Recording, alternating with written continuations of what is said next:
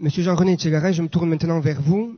En tant qu'élu, quel était votre ressenti le jour du 16 décembre 2016 et comment vous définiriez la mobilisation des élus qui s'en est suivie? Je terminerai par une troisième petite question. Vous avez déclaré hier aussi être prêt à prendre vos responsabilités dans un moment crucial. Merci de nous préciser ce que vous voulez dire par ça. Oui, je viens d'entendre Michel Béraud-Corrigouin qui vient de nous rappeler les circonstances dans lesquelles il a considéré, avec quelques autres artisans de paix, à devoir prendre une responsabilité personnelle des risques personnels dans lesquels il ne faut plus qu'ils soient engagés seuls. Je veux dire ici que nous devons tous prendre un risque collectif. Pour une raison assez simple, parce que ce qui s'est passé à Loussois le 16 décembre, que l'on a découvert pour beaucoup d'entre nous, et qu'en même temps on voyait arriver, sans en connaître les formes, sans en connaître les lieux, on savait que le peuple, ici, au Pays Basque, saurait prendre le relais. On savait que depuis le mois d'octobre 2011, date à laquelle, autour de Kofi Annan, beaucoup d'experts de la résolution des conflits dans le monde s'étaient réunis pour faire une déclaration en 5 points, dont le premier était évidemment le cessez-le-feu par l'organisation de l'ETA, dont le deuxième point était le désarmement.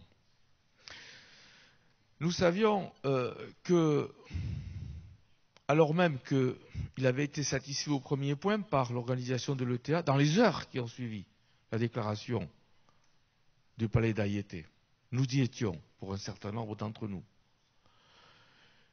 Et nous attendions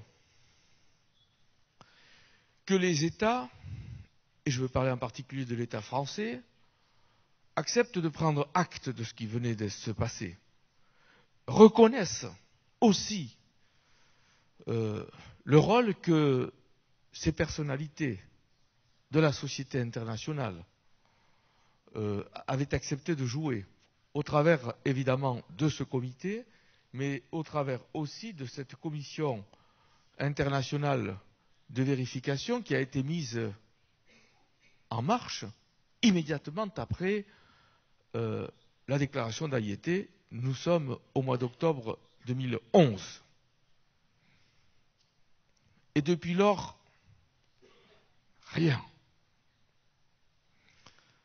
Les élus, et vous posez la question à un élu, les élus se sont sentis solidaires très rapidement de la société civile. Ils le sont aujourd'hui totalement. Car ce silence est insupportable. Car c'est par des voies démocratiques, des voies légales, que nous nous sommes exprimés, que nous avons rédigé des pétitions, que nous nous sommes réunis, pas dans la clandestinité, certes discrètement dans un premier temps, et moins dans un second temps. Lorsque nous nous sommes adressés à la presse, après plusieurs mois où nous nous sommes réunis, les élus qui étaient aussi à Ayété depuis le premier jour, pour demander aux représentants de l'État de réagir. Rien. Le silence qui aujourd'hui apparaît une forme de mépris insupportable pour notre territoire. Et pour les gens qui vivent sur cette terre. Des gens qui, comme ceux de ma génération, étaient jeunes lorsque le conflit est né, dans les années 60. Des personnes qui ont eu des enfants, qui ont grandi dans ce climat, et qui ont aujourd'hui des petits-enfants. Nous sommes 3 générations concernées par ce conflit. On ne peut pas accepter ce silence de l'institution étatique. Alors le 16 décembre, je l'ai tout de suite compris. Je l'ai tout de suite interprété. Ils ont bougé. Et qui a eu le courage d'aller là, au-devant de la scène, prenant des risques? Michel Berrocco, Irigoyen qui viennent de s'exprimer, Tchetch, Jean-Noël Etcheverry, et d'autres. Des gens que l'on connaît depuis longtemps, qui ont participé les uns comme les autres à des niveaux divers et dans des fonctions différentes à l'avancée de la paix au Pays Basque. C'est pour ça qu'on les appelle des artisans de paix. Ils méritent ce titre. Personne ne conteste que lorsqu'ils ont décidé, à leurs risques et périls, ils ont pris des risques, ils ont été arrêtés, ils ont été relâchés. C'est encourageant pour la justice. J'ai passé 35 ans de ma vie à servir la justice. C'est encourageant pour la justice de se dire qu'ils aient été relâchés sous contrôle judiciaire, certes, mais relâchés.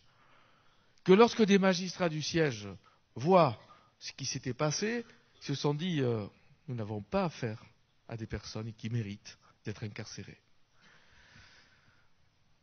Ça rassure sur notre état de droit. Le 16 décembre est une date capitale.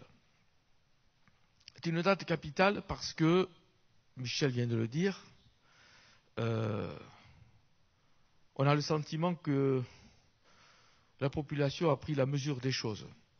Une population qui, en quelques heures, Anaïs le rappellera certainement tout à l'heure, sur son initiative de Baki Bidéa, dont il faut saluer ici le travail. En quelques heures, nous avons réussi à convaincre des milliers de personnes de se retrouver dans la rue pour dire le bien que l'on pensait des personnes qui avaient été arrêtées et pour dire qu'on était persuadé que c'était des artisans de paix et pas autre chose, et pas complices de quoi que ce soit, et qu'ils étaient sincères dans la démarche qui était la leur. Il y a l'avant et il y a l'après 16 décembre. Je termine en disant que nos espoirs ne sont peut-être pas vains, que l'État veuille encore intervenir dans le processus. Il n'est pas trop tard, car après le 16 décembre, il y a le 8 avril. Et le 8 avril, nous sommes là. Vous n'êtes pas seuls. Nous serons là. Et je ne serai pas tout seul quand je dis ça. Nous serons là. Il faut qu'ils le sachent. Qu'on ne s'adresse pas à 2 ou 3 personnes.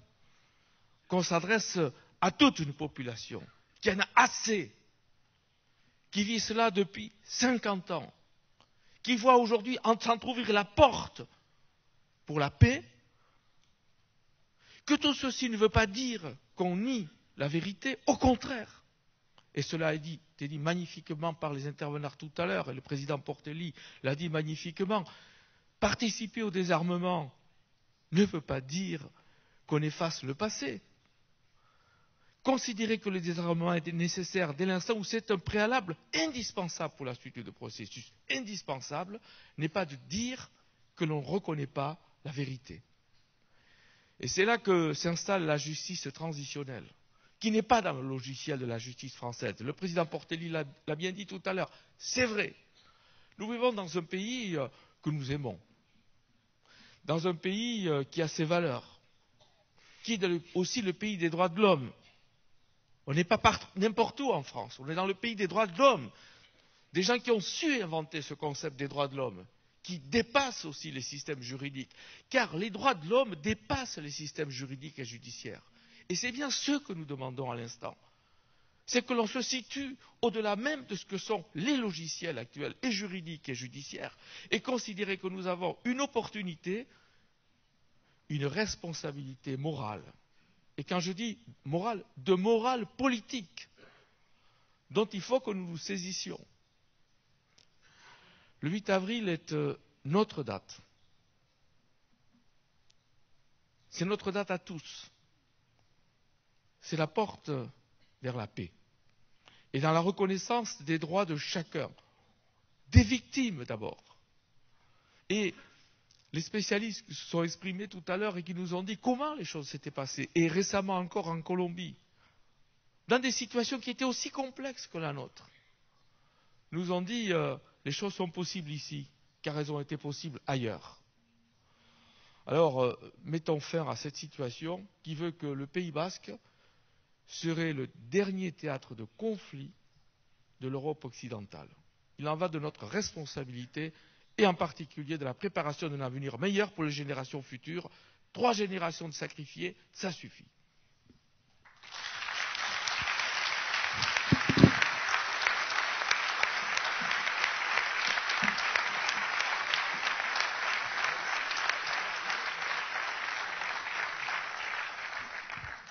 Mineș Cărăiniț.